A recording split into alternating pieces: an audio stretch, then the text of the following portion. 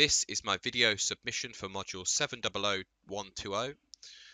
The rendering of this scene is achieved using deferred rendering techniques. The scene is rendered to a number of G buffers, which are used when lighting the scene. The scene is lit from these G buffers and therefore can handle more light sources than traditional forward rendering techniques. Some of the G buffers can be seen using the F6 hotkey or from the application settings. So we can look at the diffuse color, the normal data, the depth data, the positional data, some specular data, the no textures, the wireframe rendering, as well as a no displacement mapping lit scene. The rocket is made up of a shiny nose cone, a displaced body and a sphere at the bottom for the engine. Displacement mapping is performed in the domain and hull shader based on information stored in a displacement map. To achieve realistic lighting of this new geometry, specular and normal mapping techniques are used. So if we look at the normals there reflect the geometry as well as the specular maps, and this achieves the final effect. The launch pad is also displaced using the same techniques but a different texture.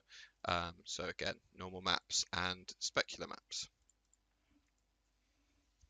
The terrain is made up of many voxels. These are small cubes which are instant rendered to allow for many objects to be rendered while maintaining performance.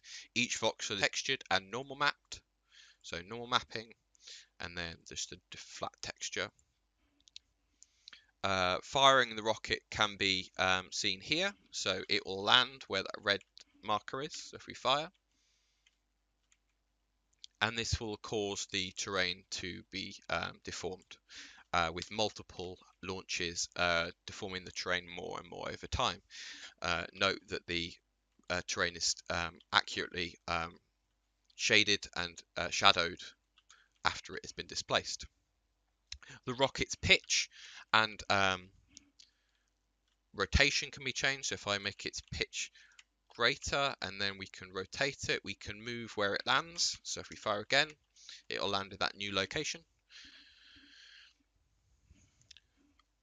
So we can go again, but notice this time the particle effects used to render the engine plume as well as the explosion itself. These are created using a particle system which is based on using billboarded quads that are alpha blended with the environment.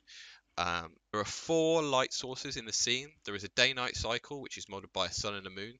We also have 2 light sources that are not always present. So we have the light source when the rocket is fired, flickering there, as well as a light source when the explosion occurs, which starts strong and decays with the explosion. The sun and moon cast shadows in the scene. This is achieved using shadow maps, which is basically depth maps which are renderings of the scene from the perspective of the light source. These maps are used when lighting the scene to determine which pixels are in shadow and which are to be lit. To improve the visual fidelity of these shadows, PCF is used. This samples the depth information stored around the current pixel, creating a much smoother shadow to light, as well as improving the perceived resolution of the shadow map. Shadow acne is avoided using a shadow bias, so this is to prevent geometry shadowing itself. So if I reset the application now, I can show you the 5 different cameras. This is the default first camera, which is facing the launcher. We have another one which is focused more on the terrain, and then we have the third one which will center on the rocket, and as we move the rocket we'll move with it. That can be said for 4 and 5 as well, showing different aspects of the rocket. In regards to the advanced features, many of the scene elements can be controlled from here.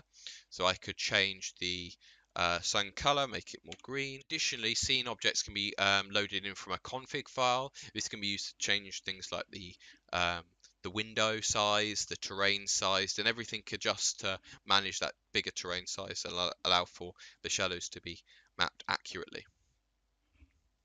Thank you for listening to my video submission.